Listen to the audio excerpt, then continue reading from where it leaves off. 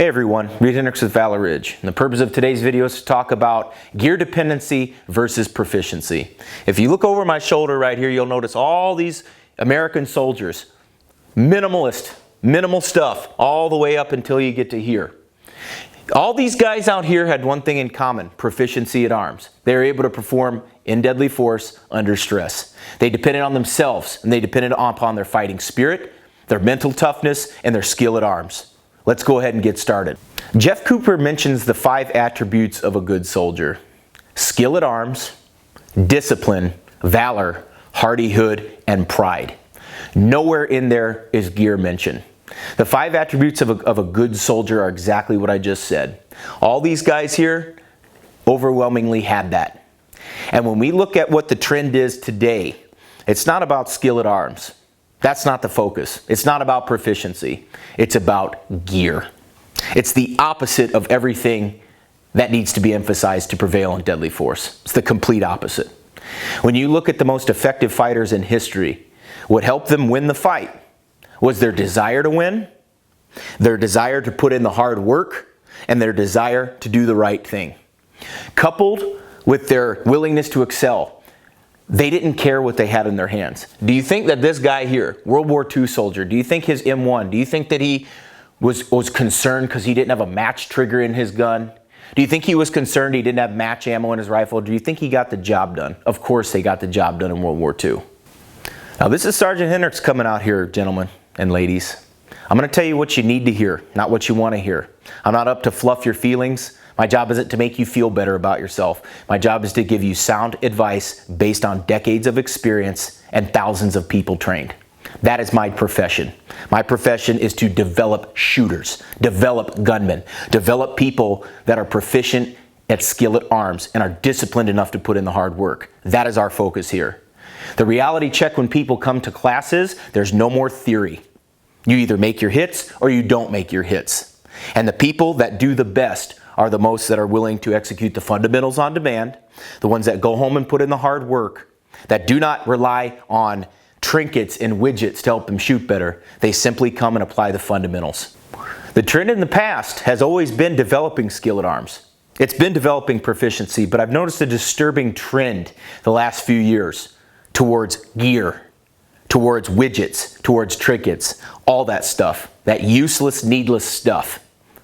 People feel better with a credit card purchase of buying items as opposed to going out and putting in the hard work.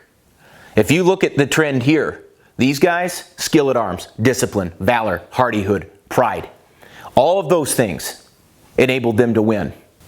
And of course, the online trend is towards gear purchases, towards items, towards the latest, coolest thing.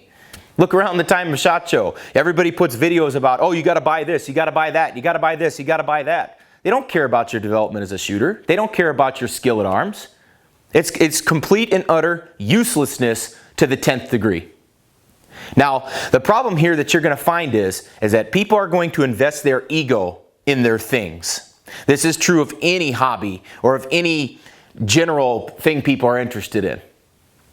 Some of the best shooters that we've ever had come through had minimal stuff. They had minimal gear, and they're out shooting people with thousands of dollars of accessories on their rifle. You get a guy with a 70-year-old rifle and surplus ammo out shooting guys that have $1,200 optics, $2,000 guns, and they're routinely out shooting them with fundamentals because they depended on themselves, they depended on their hands, they depended on their mind. Just like these guys right here.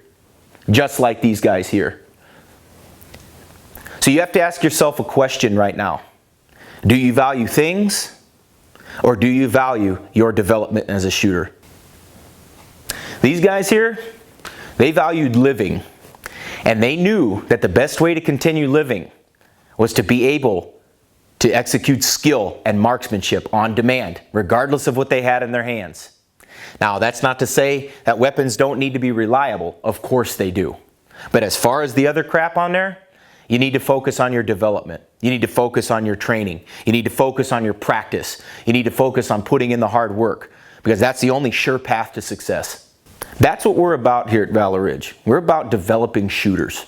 We're about developing skill at arms, and discipline, and valor, and hardihood, and pride in one's performance. Just like these guys right here. The people that created the country and have maintained it. And you know the Second Amendment says, well-regulated militia being necessary to the security of a free state, the right of the people to keep and bear arms shall not be infringed. Notice how it's necessary to the security of a free state. Well-regulated meant well-trained, disciplined, proficiency, skill at arms, as Alexander Hamilton elaborates on the Federalist Papers.